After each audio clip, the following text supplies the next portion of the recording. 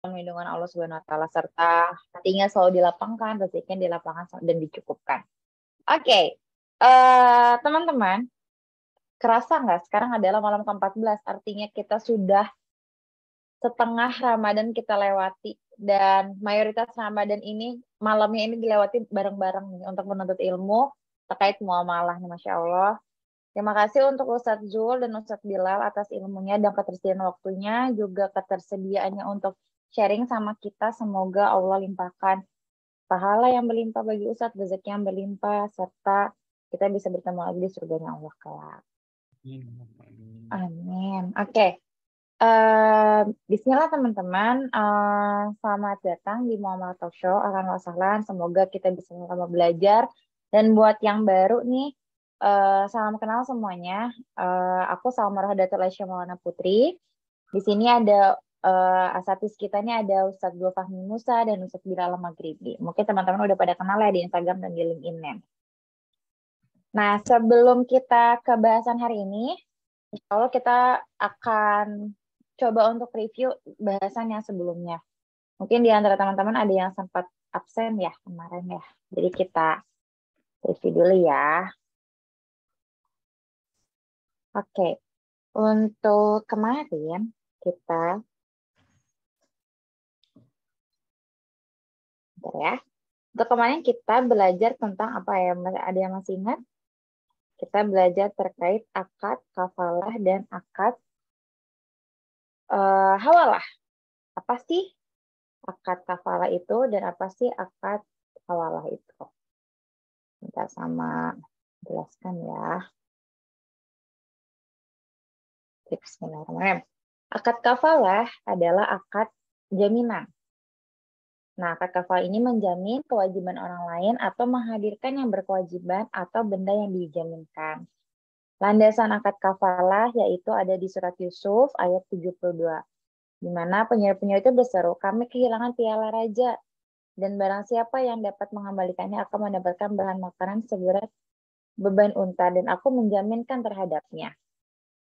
Kemudian ada lagi landasannya, aku dan orang yang menanggung anak yatim berada di surga seperti ini. Beliau mengisyaratkan dengan kedua jarinya, yaitu telunjuk dan jari tengah. Kemarin kita bahas beberapa landasan dan sama sebutkan yang kedua ya, teman-teman. Nanti selengkapnya bisa dicek di filenya. Kemudian untuk kafalah sendiri ada dua, yaitu adalah kafalah bidain dan kafalah bin nafs.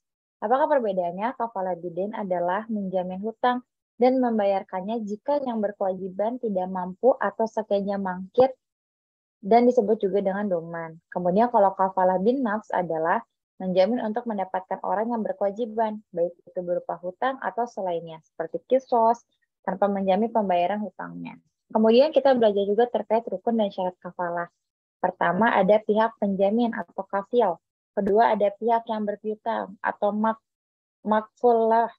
Yang ketiga ada pihak yang dijamin atau yang berhutang. Keempat ada objek yang dijaminkan atau makful bihnya. Kelima yang terakhir adalah sigot dan ijab kabul. Untuk skema transaksinya mungkin jelasnya teman-teman bisa dicek di materinya. Ya, nanti ada seseorang yang menjaminkan terhadap seseorang yang lainnya bahwa atas suatu kejadian. Nanti bisa dicek ya di skemanya. Nah, kalau misalnya hawalah itu adalah pengalihan hutang. Di akad hawalah itu,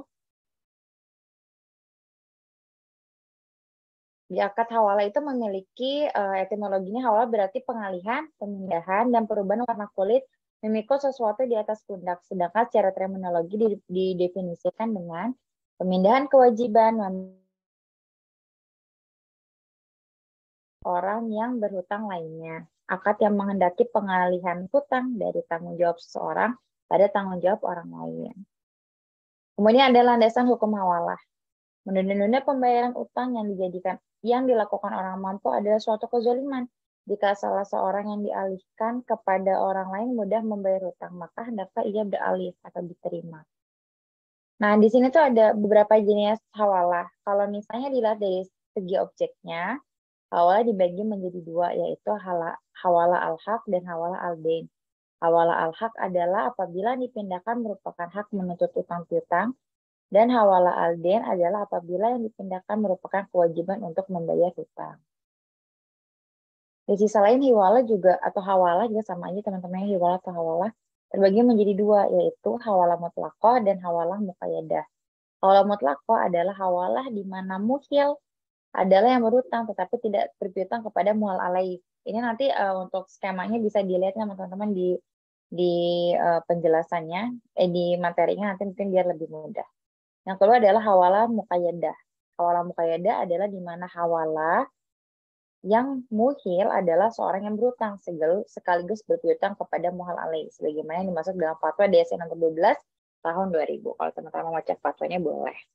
Itu mungkin ya sekian review materi kita untuk kafalah dan hawalah.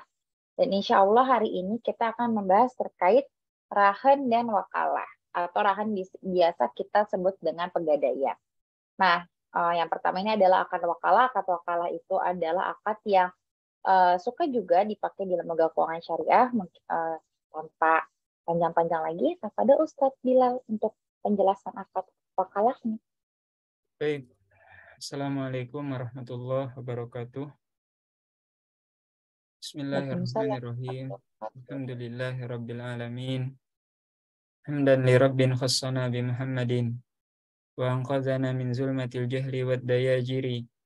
Alhamdulillahilladzi hadana bi abdihil mukhtari man da'ana ilaih bil idzn wa qad nadana labbaika ya man dallana wa hadana sallallahu wasallam barak alaihi wa ala alihi. Limpahan puji kehadirat Allah Subhanahu wa taala yang mana atas curahan nikmat dan karunia-Nya malam hari ini, malam ke-14 Ramadan, alhamdulillah Allah masih berikan kita nikmat-nikmatnya yang begitu banyak, berupa nikmat keimanan, keislaman, kesehatan, waktu luang, serta taufik dan hidayahnya untuk berhadir di majelis ilmu ini dengan hati dalam keadaan lapang. Salawat dan salam semoga tetap tercurahkan dan terlimpahkan bagi Nabi Muhammad SAW beserta para keluarga beliau, para sahabat, tabi'in, tabi'in, dan seluruh umat Rasulullah SAW hingga akhir zaman nanti. Amin. Allahumma amin. Ya teman-teman, semoga masih semangat semuanya. Malam hari ini kita lanjutkan dengan bahasan yang sebenarnya bukan pertama kalinya disampaikan di Muamalah Talk Show. Ya, sejak beberapa pertemuan sebelumnya teman-teman sudah dengar mungkin wakalah dan rohan ini. Namun di malam hari ini kita akan bahas secara lebih spesifik. Yang pertama, akad wakalah. Ya, pengertiannya akad wakalah itu adalah pemberian kuasa dari pihak pemberi kuasa atau istilah bahasa Arabnya muwakkil kepada pihak penerima kuasa atau wakil untuk melakukan perbuatan hukum tertentu. Ya, jadi wakalah ini ya seperti perwakilan biasa yang sudah teman-teman ketahui. Cuma di dalam Islam, ya di spesifiknya di bahasan fikih muamalah, mungkin ada kriteria-kriteria tertentu yang itu sedikit banyaknya berbeda dengan aturan yang ada di masyarakat seperti itu. Ya, jadi pemberian kuasa kepada pihak penerima kuasa untuk melakukan perbuatan hukum tertentu. Ya, jadi setiap perbuatan kan tentu ada dampak hukumnya seperti itu. Nah, misalnya mengambil barang orang lain. Si orang yang ngambil bilang, saya diwakilkan untuk ngambil mobil ini. Nah, padahal ternyata tidak diwakilkan. Nah, yang seperti itu kan ada dampak hukumnya. Nah, kemudian itu wakalah biasa, ya, perwakilan dari satu orang ke orang lain untuk melakukan suatu hal tertentu. Nah, ada yang namanya juga wakalah bil ujroh. Nah, afwan, itu ada typo. Wakalah bil ujroh adalah pemberian kuasa dari pihak pemberi kuasa sama muwakil kepada pihak penerima kuasa atau wakil untuk melakukan perbuatan hukum tertentu. Sampai sini masih sama seperti wakalah biasa tadi. Ada tambahan dengan imbalan berupa ujroh atau fee. Nah, ini bedanya dengan imbalan berupa ujroh atau fee. Nah, pada dasarnya akad wakalah ini merupakan akad bagian dari akad tabaruat. Jadi masih lanjutan dari akad-akad yang sebelumnya telah kita bahas, seperti yang dibahas kemarin, ada akad kafalah dan ada akad wadiah. Kemudian yang sebelumnya lagi kita sudah bahas juga akad qard, ariyah, dan wadiah. Iya, wadiah. Yaitu semuanya bagian dari akad-akad tabaruat yang sifatnya adalah untuk sosial atau tolong-menolong. Nah, wakalah ini juga diantaranya. Namun nanti kita jelaskan bahwa tidak ada masalah menurut para ulama dengan adanya ujroh ini, pemberian imbalan ini. Baik, kita mulai dari landasan yang pertama, sumber dari Al-Quran. Firman Allah Subhanahu wa taala dalam surah Al-Kahfi, "A'udzubillahi minasyaitonirrajim. Wa kadzalika ba'atsnahum liyatasaalu bainahum. Qala qailum minhum kam labistum? Qalu labisna yawman aw ba'da yawm. Qalu rabbukum a'lamu bima labistum fab'atsu ahadakum biwarikikum hadhihi ilal madinati فلينظر أيها أزكى طعاما فليأتكم برزق منه وليتلطف ولا يشعرن بكم أحدا. Yang artinya, dan demikianlah kami bangkitkan mereka, para ashabul kahfi itu, agar mereka saling bertanya di antara mereka sendiri. Berkata salah seorang di antara mereka, sudah berapa lamakah kamu berada di sini? Mereka menjawab, kita sudah berada di sini 1 atau setengah hari. Ya, mereka mengira hanya 1 atau setengah hari. Kemudian berkata yang lain lagi, Tuhan kamu lebih mengetahui berapa lama kamu berada di sini. Nah, kemudian syahidnya, ya, yang jadi landasan kita dalam akad wakalah adalah potongan ini berikut. Maka suruhlah salah seorang dari kamu pergi ke kota dengan membawa uang perakmu ini.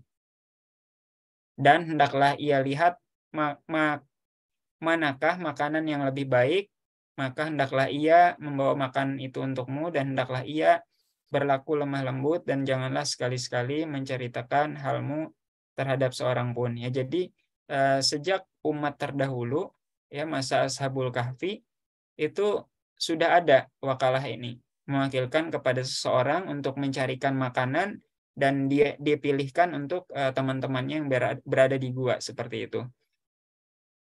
Baik, dan ini diceritakan kembali di kitab suci kita, kitab Al-Qur'an, ya. Allah Subhanahu wa taala firmankan kepada Rasulullah Shallallahu alaihi wasallam. Baik, landasan berikutnya masih kita ambil dari Al-Qur'an. Fa in amina ba'dukum ba'dam falyu'addil ladzi tumina amanatahu wal yattaqillaha rabbah.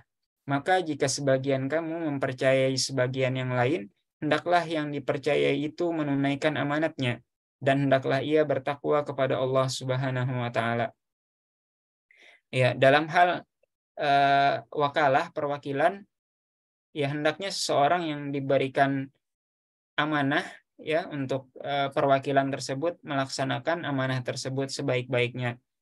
Ya, mungkin kita bisa langsung ambil contoh, misalnya tatkala seseorang, ya, mempunyai toko, misalnya, mempunyai toko buku atau toko handphone atau toko apapun, kemudian dia mempekerjakan beberapa karyawan di situ untuk jaga toko tadi, entah toko buku atau toko handphone, toko laptop misalnya. Nah, mungkin dengan jumlahnya yang banyak, jumlah aset dagangan itu, si pemilik toko sebenarnya nggak tahu gitu kalau misalnya 1 atau 2 barang dagangan itu diambil, atau 1 atau 2 barang dagangan itu tidak dilaporkan. Ya, bisa saja tidak tahu sedetail itu gitu si pemilik toko tersebut. Paling juga nerima laporan dari karyawan terjual sekian gitu, tanpa tahu detailnya. Nah, maka para karyawan semuanya itu yang sebagai wakil, ya, wakil dalam menjualkan dagangan si pemilik toko, ya hendaknya bertakwa kepada Allah untuk menjalankan amanah tugasnya. Ya tidak mencurangi seperti itu. Misalnya menaikkan harga atau menurunkan harga juga, karena ini sifatnya wakalah saja gitu. Dia menjadi wakil dari pemilik aslinya. Ya bukan bertindak bebas seperti kita bahas sebelumnya di dalam ju'alah ataupun di dalam samsaroh. Kemudian hadis Rasulullah Shallallahu Alaihi Wasallam juga, anna Rasulullah Shallallahu Alaihi Wasallam ba'atha Aba Rafi wa rajula minal ansar fazawwajahu Maimunah binta al-Harith. Rasulullah Shallallahu Alaihi Wasallam mewakilkan kepada Abu Rafi dan seorang ansar untuk mengawinkan ya atau mengucapkan qabul ya sebagai wakil dari Nabi Shallallahu Alaihi Wasallam ya tatkala beliau menikah dengan Sayyidah Maimunah. Nah, jadi Rasulullah ketika menikah dengan Maimunah itu tidak ijab qabul Rasulullah yang qabulnya saya terima nikahnya, qabil tu nikah wa tazwijah, bukan Rasulullah, tapi Rasulullah mewakilkan kepada Abu Rafi ya dan seorang ansor. Nah, ini jadi wakalah ini tidak hanya terkait dalam hal tadi transaksi keuangan misalnya atau yang berkaitan dengan belanja seperti itu, tapi juga termasuk bahkan sampai ke pernikahan seperti itu.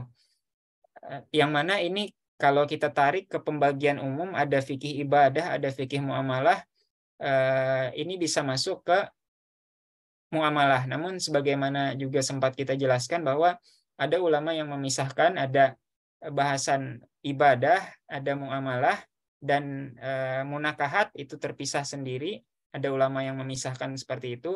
Kemudian ada juga lagi yang dipisahkan itu hudud wal jinayat, ya tentang kriminalitas dan hukuman-hukumannya. Oke, kita lanjutkan, masih berupa landasan yang lain. Ya, insya Allah ada keberkahannya ketika kita banyak membaca ayat Al-Quran dan hadis-hadis Rasulullah SAW ya. Jadi kita bukan hanya membahas teori-teori fikih muamalahnya, namun kita juga mengkaji firman Allah Subhanahu Wa Taala berupa beberapa ayat Al-Quran dan sabda-sabda Rasulullah SAW. An Urwata anna Nabi sallallahu alaihi wasallam a'tahu dinaran yashtari lahu bihi syatan fashtara lahu bihi syataini faba'a ihdahuma bidinarin wa ja'ahu bidinarin wa syatin fada'a lahu bil barakati fi bai'ihi wa kana law ishtara at-turaba la rabiha fihi. Dari Urwah bahwa Nabi SAW memberinya 1 dinar untuk dibelikan seekor kambing. Nah, jadi Nabi mewakilkan Urwah untuk beli kambing dengan 1 dinar. Dengan uang itu, 1 dinar tadi, ia beli 2 ekor kambing. Nah, Masya Allah nih Urwah ternyata dia cari yang murah gitu, biar dapat 2 ekor kambing. Kemudian salah satunya dijual seharga 1 dinar. Lalu ia menemui beliau Shallallahu Alaihi Wasallam dengan membawa seekor kambing dan 1 dinar.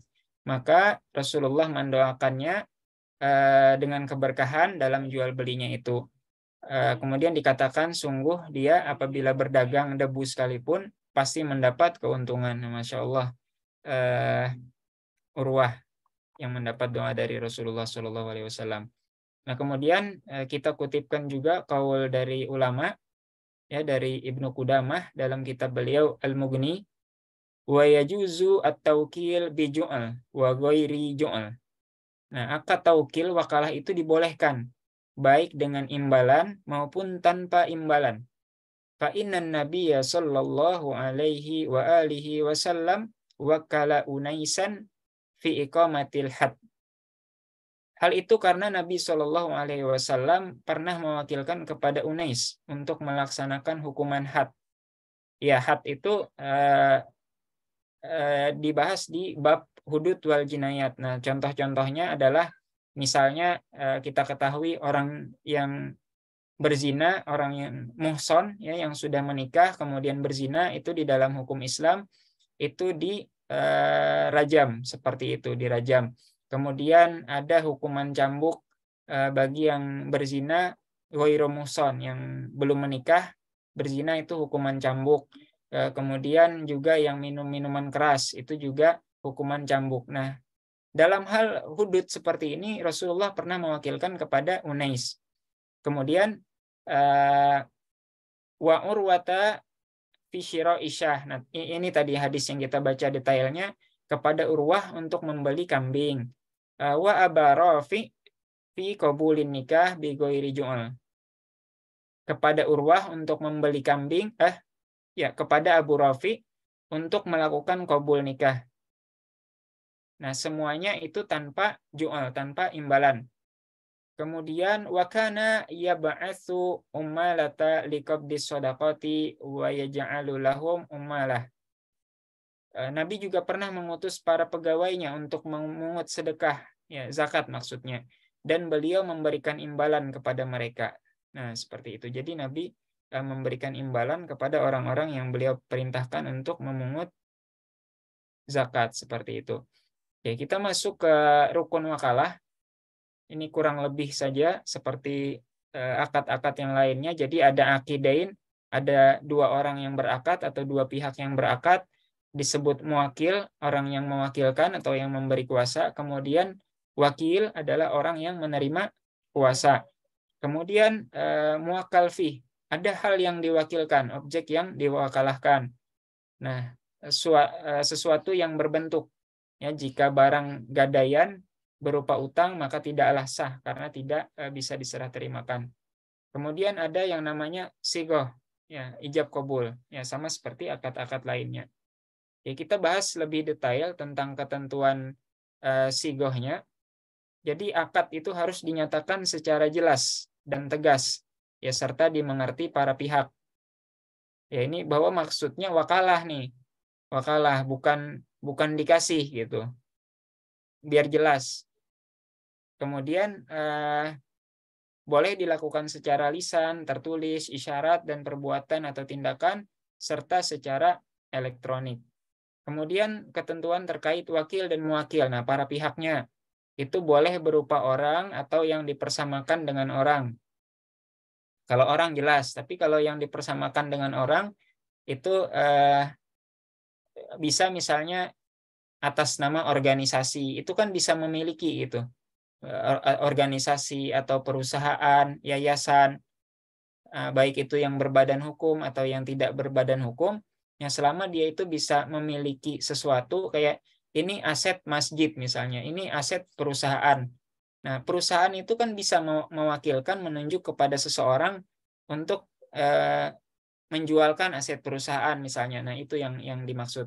Kemudian muwakil dan wakil, ya para pihak itu wajib cakap hukum ya gitu. Jadi perlu paham lah gitu, paham terhadap dasar-dasar perwakilan. Kemudian muwakil yang mewakilkan itu wajib memiliki kewenangan untuk memberikan kuasa. Ya, dia punya wewenang untuk memberikan kuasa, baik bersifat asliyah, yaitu asli, emang dia pemiliknya, maupun niyabiyah, ataupun diwakilkan juga, misalnya niyabiyah itu pengganti, ya dia diwakilkan orang, misalnya dia mewakilkan lagi gitu, tapi ada syaratnya nanti di belakang juga. Muwakil wajib mempunyai kemampuan untuk membayar ujroh. Nah, ini dalam hal wakalah bil ujroh, yang mewakilkan itu wajib mempunyai kemampuan untuk membayar ujroh. Kemudian wakil wajib memiliki kemampuan untuk mewujudkan perbuatan hukum yang dikuasakan kepadanya. Ya, kalau dirasa nggak mampu disuruh jaga toko, ya jangan terima seperti itu. Kemudian ketentuan terkait objek wakalah. Nah, dibolehkan dilakukan terhadap kegiatan atau perbuatan hukum yang boleh diwakalahkan. Ya, yang boleh diwakalahkan. Karena ya ada yang tidak boleh diwakalahkan, itu beberapa, khususnya dalam hal ibadah. Ana nitip sholat ya gitu. Nitip sholat, nitip puasa ya gitu. Ya, khususnya orang yang hidup seperti itu, khususnya orang yang hidup. Harus berupa pekerjaan atau perbuatan tertentu dan wajib diketahui secara jelas. Ya, jadi harus jelas objeknya yang diwakalahkan itu apa. Ana wakilkan ya terima aja dulu pokoknya gitu. Nggak boleh yang seperti itu. Karena belum tahu apa yang akan diwakilkan. Kemudian harus dapat dilaksanakan oleh wakil. Nah, ini terkait syarat sebelumnya juga. Boleh dibatasi jangka waktu tertentu. Ya, boleh dibatasi jangka waktu tertentu. Ya, saya wakilkan Anda untuk jaga toko ini hanya sebulan misalnya. Setelah itu Anda tidak berhak lagi menjaga toko ini dan menjual barang-barang yang ada di toko ini. Boleh seperti itu. Wakil boleh mewakilkan ulang kepada pihak lain. Nah, ini tadi yang kita sebutkan, niyabiyah tadi. Ya, jadi dia punya wewenang tapi niyabiyah sebagai pengganti saja. Nah, itu wakil boleh mewakilkan ulang kepada pihak lain atas kuasa yang diterimanya, kecuali tidak diizinkan oleh muwakil. Jadi kalau muwakilnya membatasi hanya kamu saja yang saya wakilkan, hanya ke kamu saja, kamu tidak boleh lagi mewakilkan ke orang lain. Nah, misalnya seperti itu, maka tidak boleh yang wakalah niyabiyah tadi tidak boleh diteruskan lagi. Wakil tidak wajib menanggung risiko atas kerugian yang timbul karena perbuatan yang dilakukannya.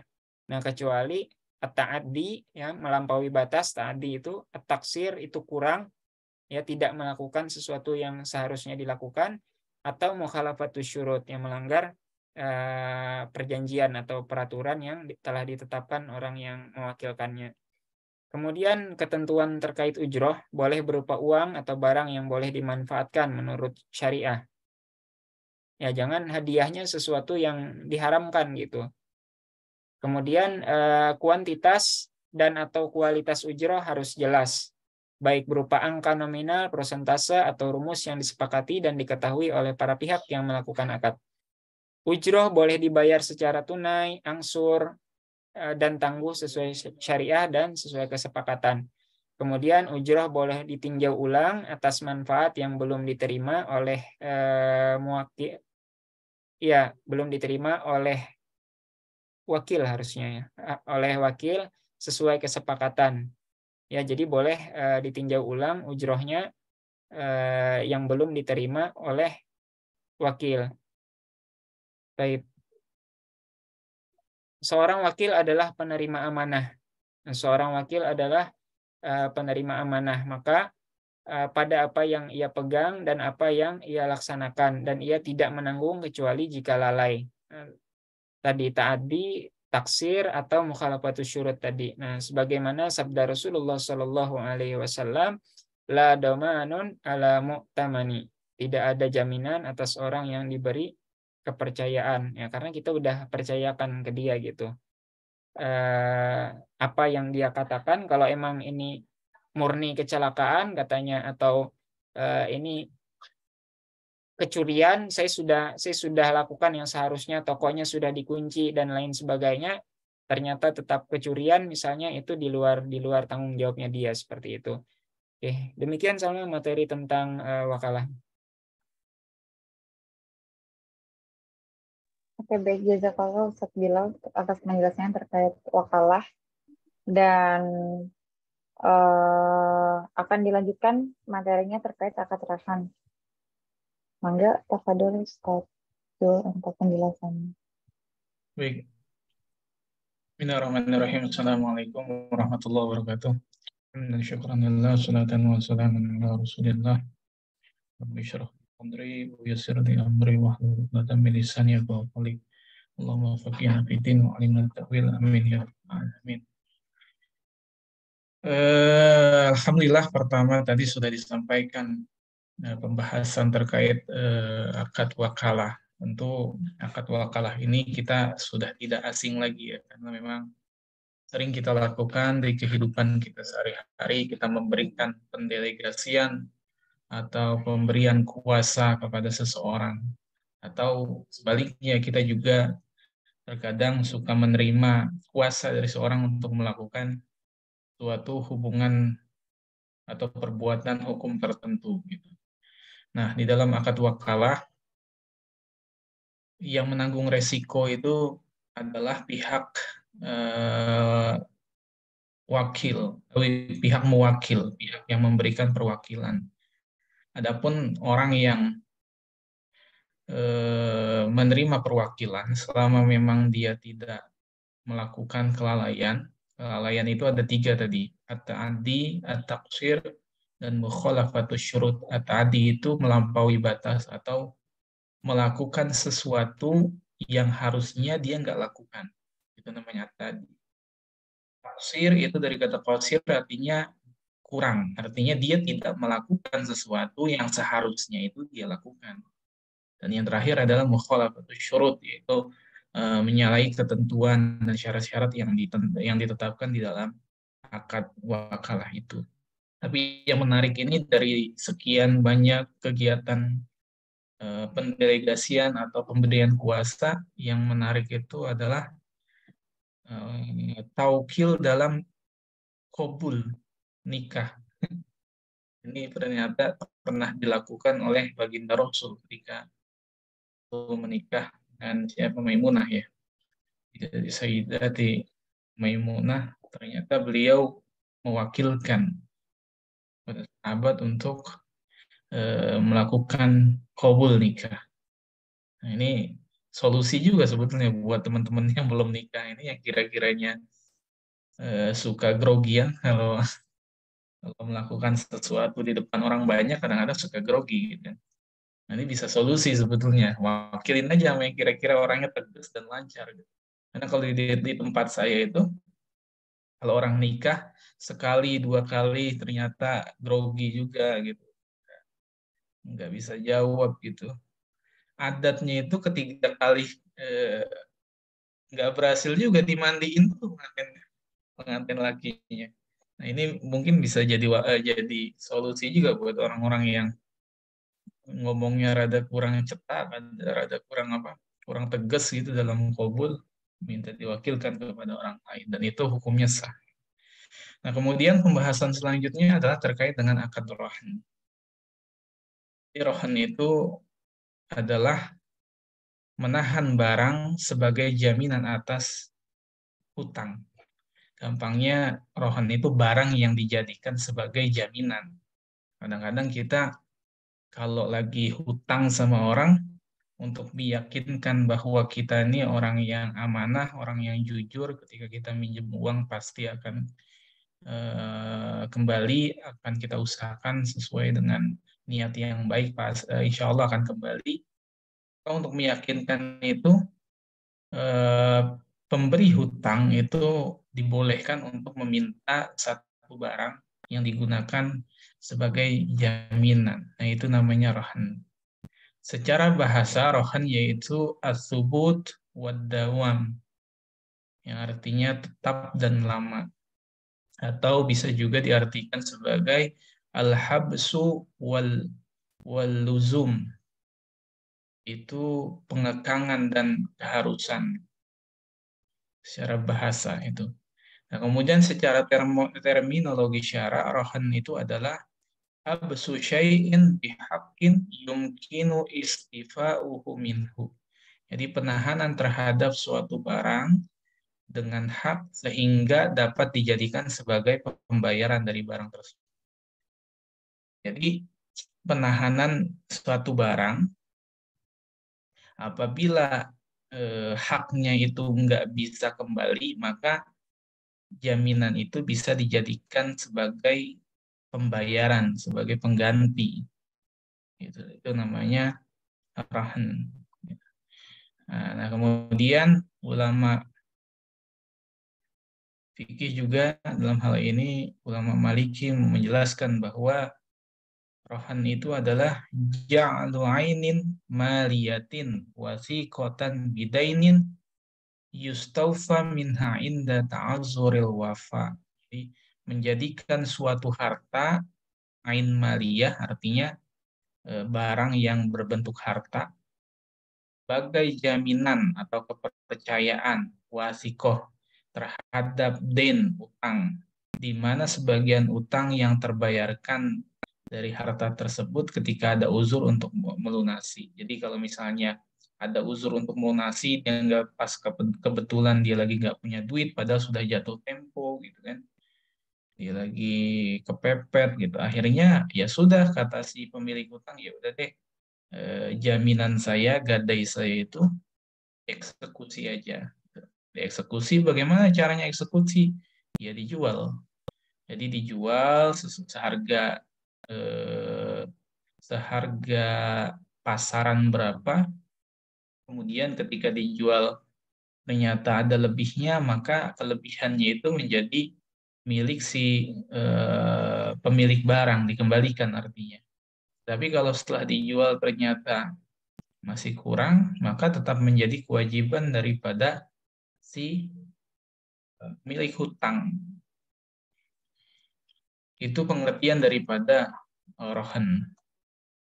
Kemudian secara umum rohan dikategorikan sebagai akad tabaru. Jadi ini masih kepada akad yang tujuannya adalah untuk sosial. Tujuannya untuk mencari keridhaan daripada Allah Subhanahu wa taala yang mendapatkan pahala. Sebab apa yang diberikan penggadai atau roh kepada penerima gadai atau murtahin tidak ditukar dengan sesuatu.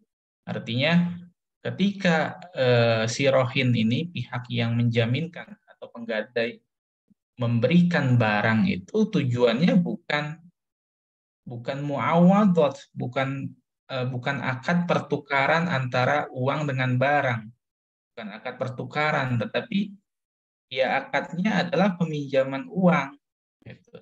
Utang piutang, tapi barang yang diberikan itu adalah barang jaminan. Gitu. Bahwa akad ini akad tabaru dan yang diberikan oleh si penggadai itu bukan pengganti karena dikasih uang gitu kan. Nah, rohan termasuk akad yang bersifat ainiyah, yakni dikatakan sempurna yang dijadikan akad. Nah, rohan ini dikatakan sempurna kalau barang yang dijaminkannya itu sudah diterima oleh pihak yang ngutangin. Jadi kalau misalnya belum diterima, itu akad rohannya belum sempurna. Masuk juga seperti akad hadiah. Hadiah itu dikatakan sempurna jika memang barang yang dijadikan hadiah itu sudah diterima oleh pihak yang menerima hadiah. Kalau baru sekedar ucapan saya saja bahwa kata si orang pemberi hadiah, saya akan hadiahin kamu satu motor Beat gitu. Baru ucapan saja belum diterima, ya berarti belum sempurna itu akad. Yang ada nanti malah ngeprank, kan banyak tuh yang zaman sekarang tuh katanya mau dikasih hadiah tapi ternyata kena prank. Bahkan yang beberapa waktu lalu viral itu kan pernah polisi itu di prank, mau diberikan hadiah berapa T gitu kan, ternyata di prank sama seseorang. Nah, itu hadiah. Jadi hadiah itu sempurna kalau misalnya sudah sudah diterima. Itu dengan rohan, penjaminan. Jadi rohan itu sempurna kalau barang jaminannya sudah diterima oleh pihak si pemberi hutang, penerima jaminan. Hal ini sesuai dengan kaidah la yatimmu tabarru illa bil qabd. Jadi tidak sempurna akad tabarru kecuali setelah diserahkan, setelah diqabd. Nah, itu hadiah termasuk akad tabarru. Rohan akad tabarru. Kemudian apalagi sedekah, ya akad tabarru. Kalau janji mau sedekah aja belum dikasih, belum diterima, ya nggak sempurna sedekahnya. Ya dicatat sebagai niat memang. Sebagai niat untuk sedekah dapat pahalanya, tapi realisasinya itu ketika diqabd. Baru dapat pahala sempurna itu ketika memang sudah diterima sedekahnya. Kemudian landasan daripada rahn, teman-teman nanti bisa lihat, yaitu dalam Al-Quran surah Al-Baqarah ayat 283. A'udzubillahi minasyaitonirrajim. Wa in kuntum ala safarin wa lam tajidu katiban farihanum maqbudah. Dan jika kamu dalam perjalanan sedangkan kamu tidak mendapatkan seorang penulis, maka hendaklah ada barang jaminan yang dipegang. Jadi kita lagi safar ternyata kehabisan duit gitu, kehabisan duit. Gak punya saudara, gak punya siapa, namanya di jalan gitu.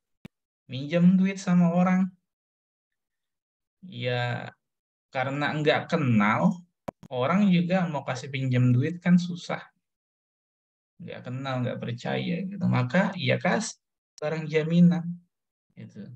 Ihang makbullah, karena untuk mengikat saling kepercayaan. Awalnya nggak saling percaya karena nggak saling kenal, maka dengan adanya jaminan maka dia berani memberikan pinjaman atau utangan. Kemudian landasan lain sebagaimana hadis yang direwayatkan oleh Sayyidah Aisyah radhiyallahu anha, dia berkata, anna Nabiya sallallahu alaihi wasallam ishtara ta'aman min Yahudi ila ajalin. Jadi Nabi, kata Sayyidatina Aisyah, pernah membeli makan dari seorang Yahudi secara tidak tunai atau utang.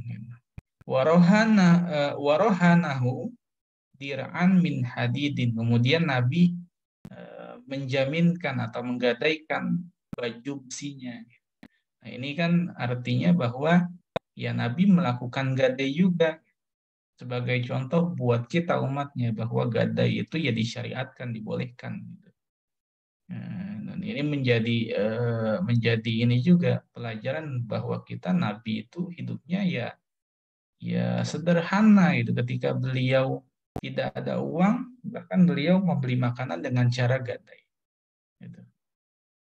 Jadi nggak ada tuh Nabi flexing kayak orang sekarang yang menunjukkan kemewahan, beli tas mewah, di foto, dipajang ke Facebook atau dipasang di story atau di status WA, itu nggak ada. Nah, Nabi hidupnya sederhana. Gitu. Nah, kemudian hukum daripada rohan selanjutnya.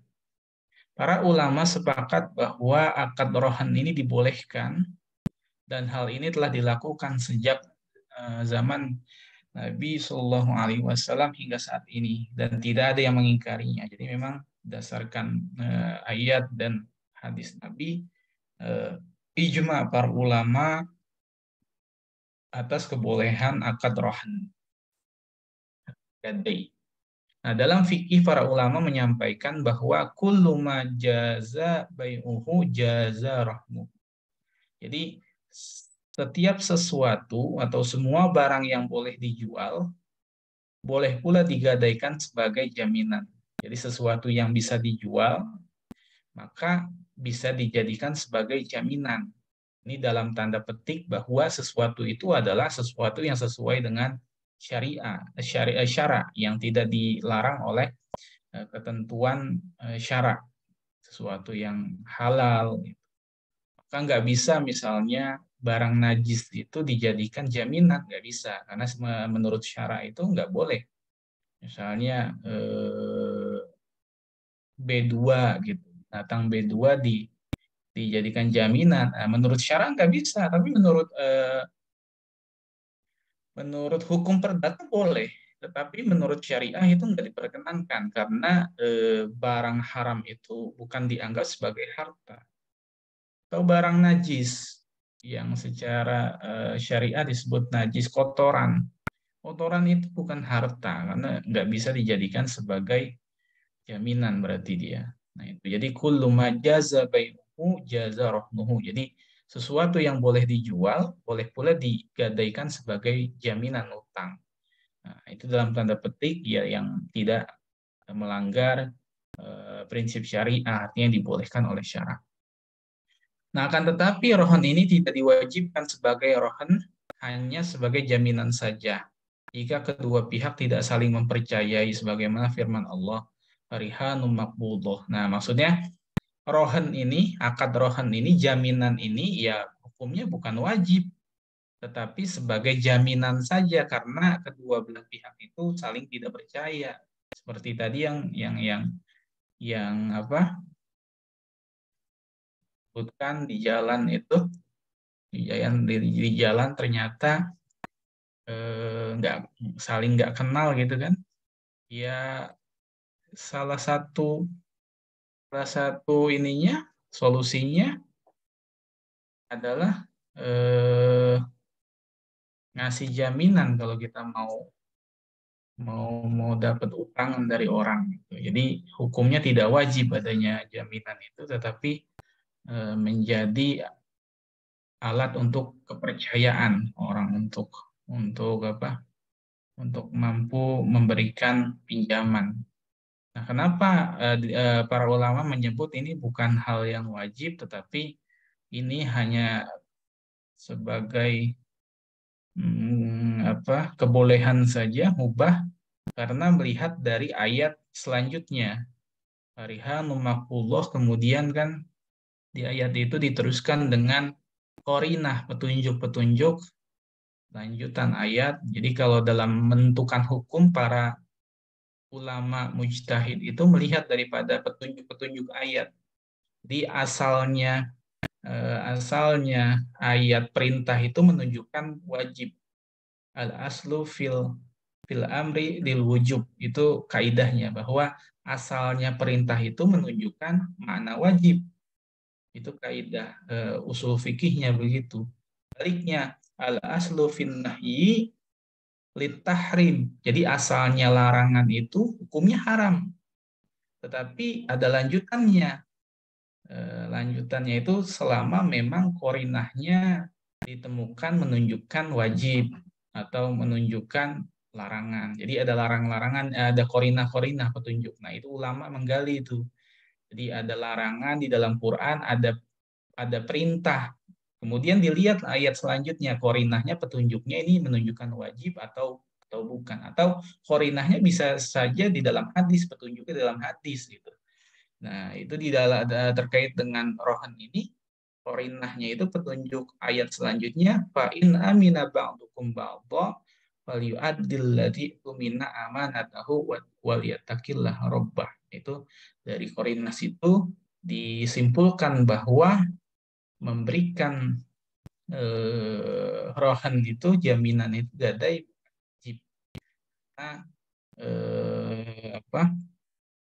di ayat selanjutnya ini dengan istilah jika sebagian kamu mempercayai sebagian yang lain, gitu kan. Jadi korinahnya ya bahasa jika. Kalau percaya ya nggak usah pakai jaminan, bahasanya gitu. Tapi kalau misalnya nggak percaya ya serahin jaminan, gampang. Jadi menunjukkan kebolehan saja, tidak menunjukkan makna wajib perintah itu di sini. Kemudian selanjutnya rukun daripada rohan itu sama seperti yang lain. Akad-akad yang lain ada akidain. Akidain ini orang yang melakukan penjaminan, dan yang melakukan rohan ada rohin. Rohin itu pihak yang melakukan jaminan atau menggadai. Murtahin itu pihak yang menerima gadai. Nah, kemudian ada marhunnya. Marhun itu adalah barang yang digadaikan. Nah, kemudian selanjutnya objeknya lainnya selain dari barang yang digadaikan, ada marhun bih juga. Marhun bih itu ya utang gadai itu. Ya, pinjaman uang. Gitu.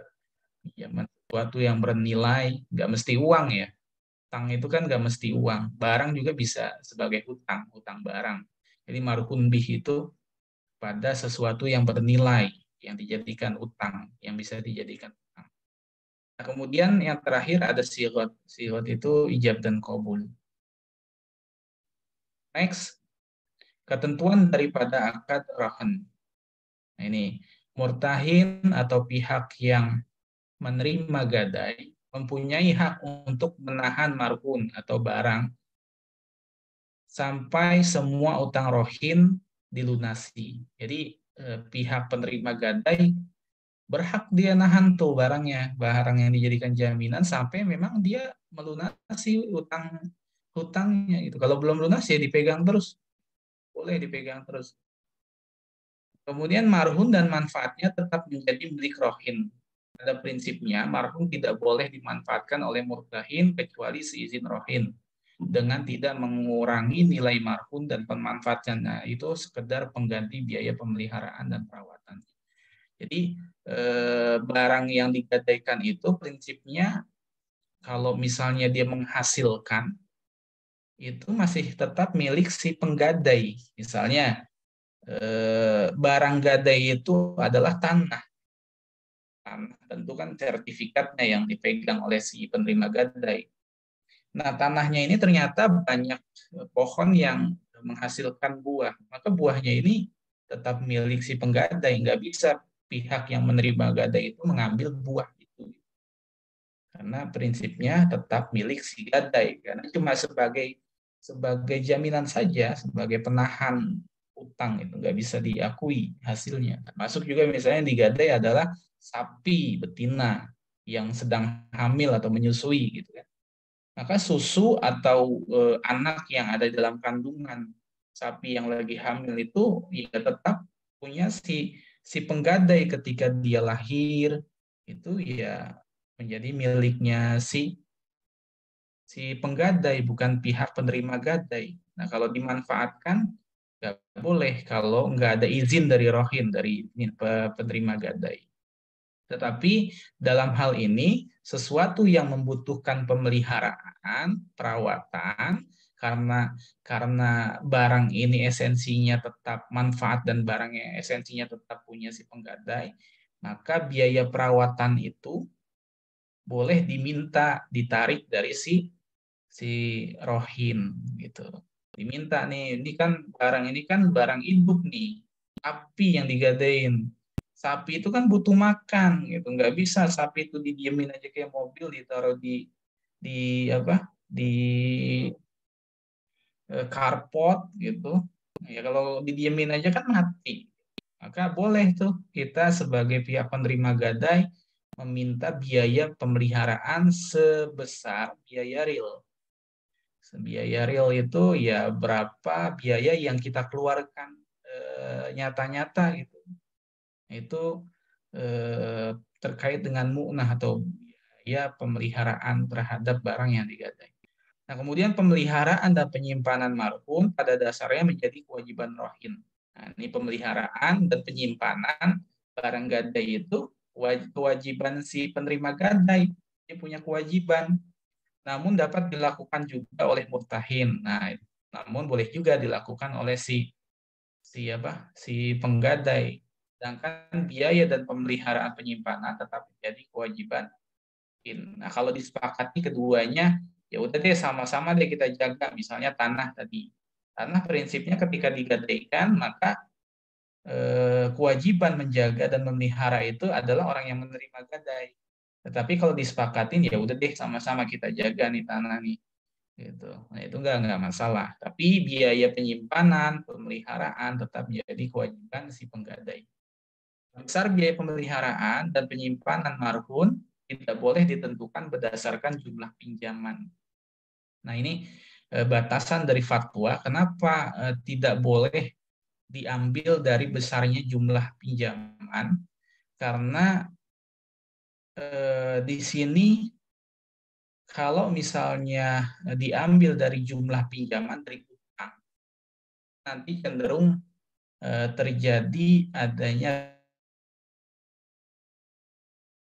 karena prinsipnya rohen ini adalah jaminan, sementara utangnya itu qard, pinjaman biasa yang nggak boleh ada tambahan. Maka dibatasi oleh fatwa kalau dengan adanya jaminan, nah biaya pemeliharaan itu nggak boleh mengacu dari jumlah yang dikasih, dari qard yang dikasih. Misalnya, kalau misalnya pinjamannya 1M, maka biaya pemeliharaannya 5%. Nah, kalau gitu namanya ta'aluk, ada keterkaitan. Nah, itu yang disebut sebagai riba. Yang dibolehkan adalah kalau 1M, nah dalam perawatan jaminannya harus cover kan dengan jumlah pembiayaan. Misalnya pembiayaannya besar dan barangnya adalah barang yang besar yang mengcover dari pinjaman, tentu biaya pemeliharaannya kan ekstra. Misalnya kita butuh nyewa security, nyewa apa gitu, yang memang itu biaya real untuk dalam rangka menjaga barang yang dijaga gitu, yang digadaikan. Jadi berdasarkan biaya real, tidak boleh mengacu kepada jumlah utang yang dikasih. Karena kalau mengacu kepada jumlah utang yang dikasih itu termasuk dalam riba. Karena akadnya qard. Rohen ini sebetulnya esensinya akadnya qard, tapi ada jaminan. Nah, yang menjadi utama itu adalah jaminannya itu. sebagai istilah akadnya jaminan itu. Padahal prakteknya ada utang di situ. Karena rohan itu adalah menjaminkan barang atas satu utang. Utangnya itu qard. Kemudian selanjutnya penjualan marhun. Apabila jatuh tempo, murtahin harus memperingatkan rohin. Jadi si penerima gadai harus memperingatkan si penggadai untuk segera melunasinya. Nah, ini kira-kira nih udah mau jatuh tempo nih, 5 hari lagi, seminggu lagi. Kita kasih reminder kepada si penggadai ini udah mau jatuh tempo nih, gitu. Waktunya bayar. Kalau nggak bayar, ini jaminan bisa saya eksekusi, misalnya gitu kan. Karena sesuai dengan jatuh tempo, kesepakatan. Apabila rohin tetap tidak dapat melunasi utangnya, maka marhun atau barang yang digadai dijual paksa atau dieksekusi melalui lelang sesuai syariah. Nah, ini teknis sebetulnya masalah penjualan barang gadai bisa melalui lelang atau sebetulnya bisa dijual secara biasa saja selama memang disepakati dijual kepada orang tapi mengikuti harga pasar. Nah, kemudian hasil penjualan marhun digunakan untuk melunasi utang, biaya pemeliharaan dan penyimpanan yang belum dibayar serta biaya penjualan. Jadi hasil penjualan itu untuk digunakan melunasi hutang serta komponen-komponen lain, biaya pemeliharaan, biaya penyimpanan yang memang misalnya belum dibayarkan, gitu kan, masih hutang. Jadi hutang dalam gadai itu bisa mencakup hutang pokok atas pinjaman, qard, termasuk juga hutang pemeliharaan, jadi dari biaya real sama biaya penyimpanan. Jadi ada komponen lain yang menjadi keuntungan. Keuntungan lembaga pegadaian itu bukan dari biaya pemeliharaan, tapi biaya penyimpanan. Kalau pemeliharaannya harus berdasarkan real cost dari biaya yang betul-betul dikeluarkan. Tapi kalau penyimpanan akadnya adalah sewa di situ. Jadi punya tempat, misalnya kalau sertifikat rumah kan butuh tempat, misalnya safe deposit box gitu kan, SDB atau berangkas. Itu akadnya ijaroh sewa tempat itu. Maka keuntungannya itu dari sewa tempat, bukan dari bukan dari biaya pemeliharaan. Nah, kelebihan hasil penjualan menjadi milik rohin dan kekurangannya menjadi kewajiban rohin. Nah, kalau hasil penjualan daripada marhun atau jaminan tadi lebih, maka dibalikin ke pihak penggadai, jangan diambil, karena itu menjadi hak dia. Tapi kalau misalnya ternyata dari penjualan masih tetap kurang, ya itu menjadi kewajiban si penggadai untuk tetap melunasi hutang-hutangnya. Itu. Cukup sekian, kalau ada pertanyaan silakan kita diskusi. Kalau nggak ada, mungkin cukup. Ada pertanyaan silakan. Dan diskusi. Jazakumullah khair Ustadz Zul atas penjelasannya terkait gadai atau rahan. Nah, teman-teman mungkin ada yang mau nanya nih? Oh, sudah cukup clear. Oh, ini nih, dari Mbak Nadia. Bismillah, saya izin bertanya. Dia harus miring nih aku nih. Bagaimana seseorang memiliki kuasa untuk membeli suatu barang, namun pembelian barang tersebut menggunakan kartu kredit dari muwakil? Jadi wakil diberitahu PIN dari kartu kredit muwakil. Apakah di sini wakil berdosa karena menggunakan kartu kredit tersebut? Jazakallah khair. Ya. Ustadz Bilal mau jawab atau mana?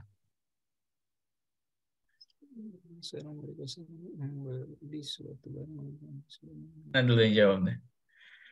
Jadi dalam akad wakalah itu, jika kita memberikan perwakilan kepada seseorang, hendaknya kita memberikan apa yang kita wakilkan. Contoh ini dalam hal ini membeli satu barang. Jadi kalau kita mewakilkan kepada orang untuk membeli barang, maka uangnya itu diberikan juga. Nah, dalam hal ini ternyata memberi barang dengan kartu kredit. Nah, ini hukum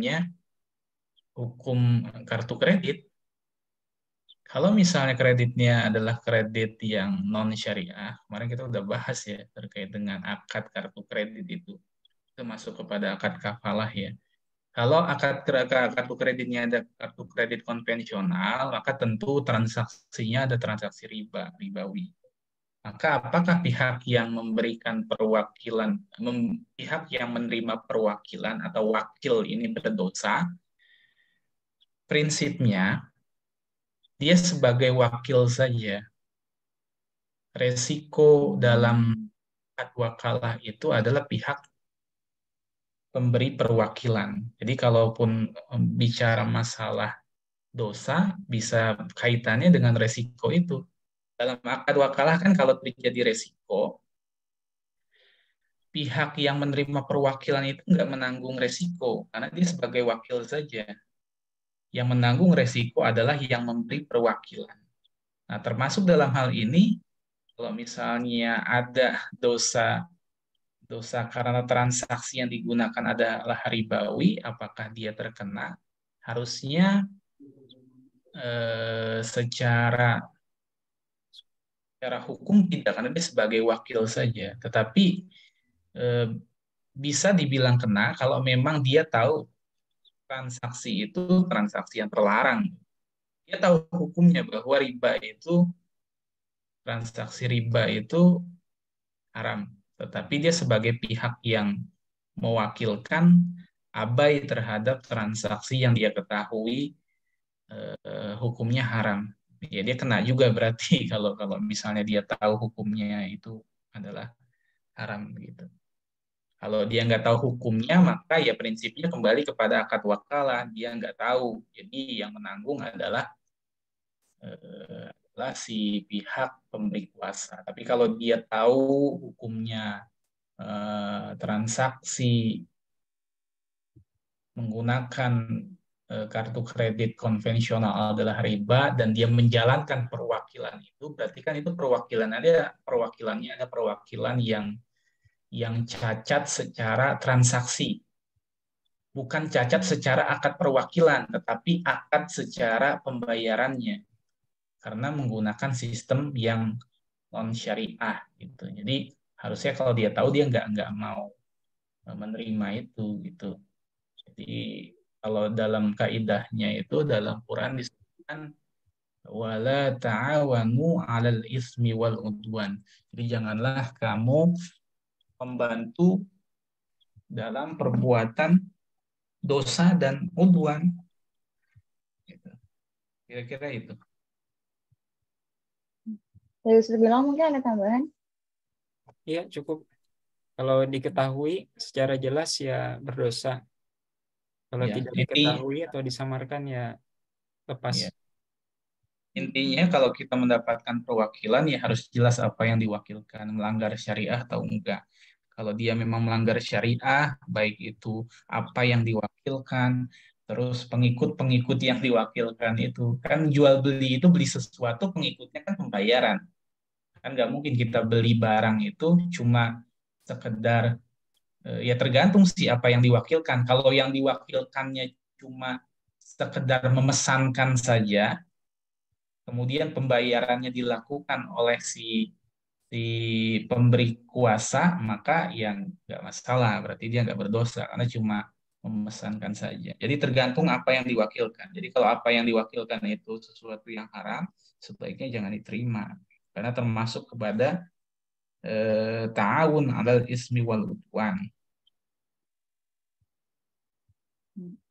Saat ini bisa nggak Ustaz, kalau misalnya kita tahu seseorang itu akan bayar pakai bank konvensional, terus kita nolak gitu Ustaz.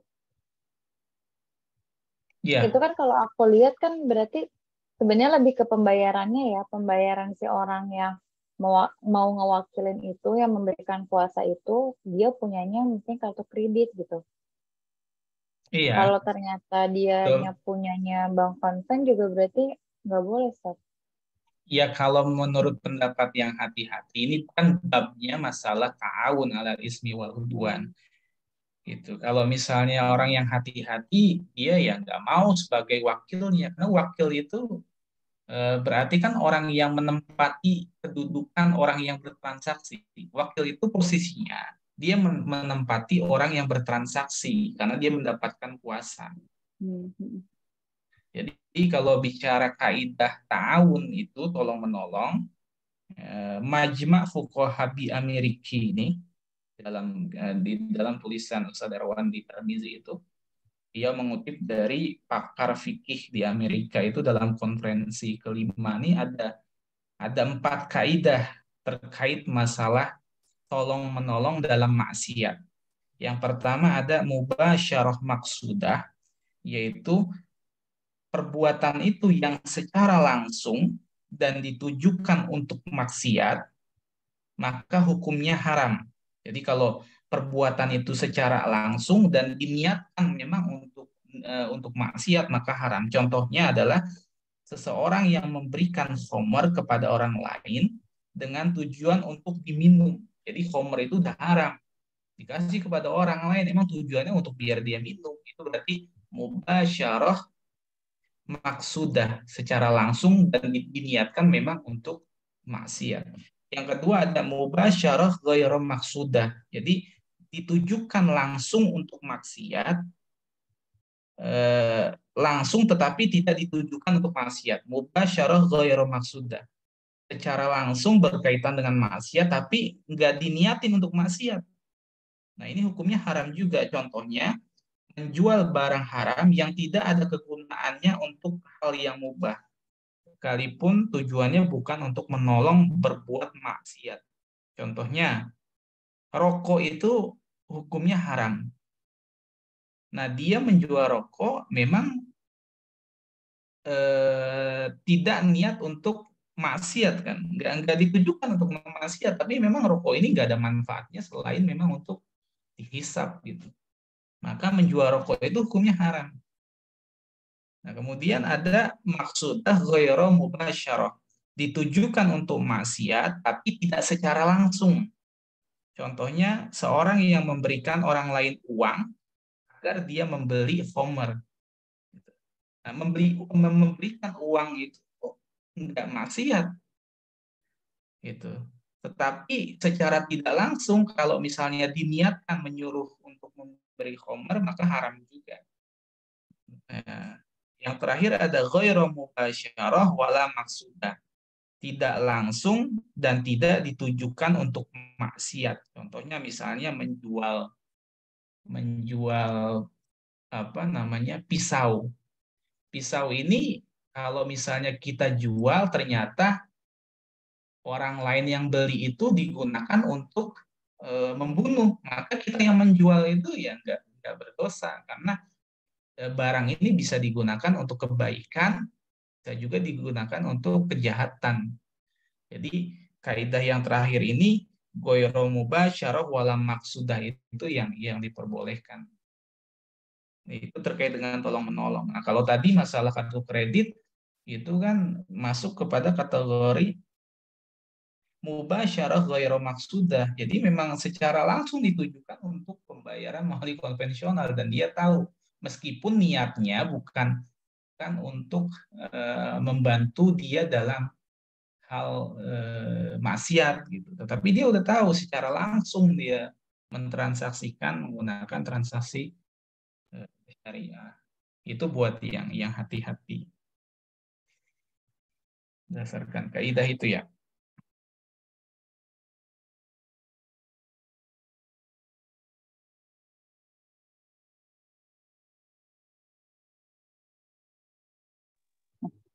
Oke, Ustaz, baik, Ustaz. Jazakallah Ustaz Zul. Karena dia sudah bisa dimengerti kan untuk jawabannya. Sudah bisa dipahami.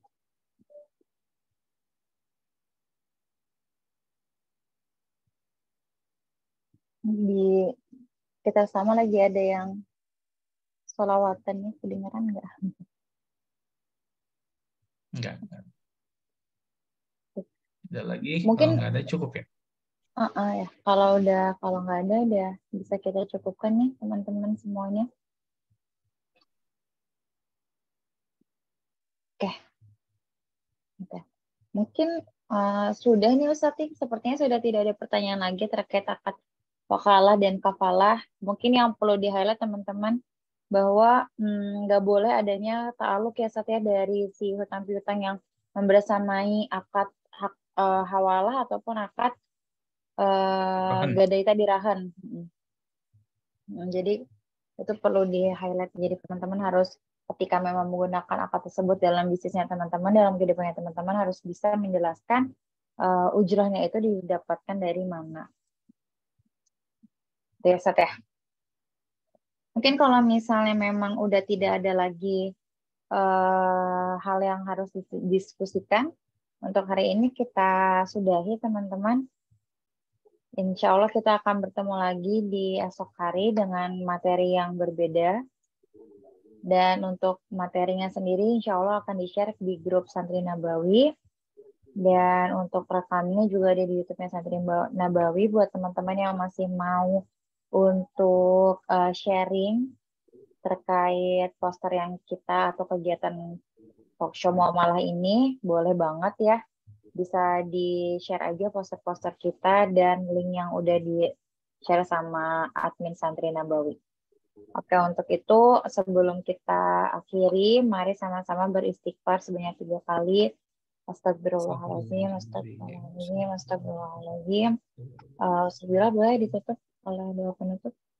Subhanakallahumma rabbana wa bihamdika asyhadu an la ilaha illa anta astaghfiruka wa atubu ilaik. Oke, jazakumullah khairan kasiran semuanya. Terima kasih Ustaz Bila dan teman-teman semua. Assalamualaikum warahmatullahi wabarakatuh. Assalamualaikum warahmatullahi wabarakatuh.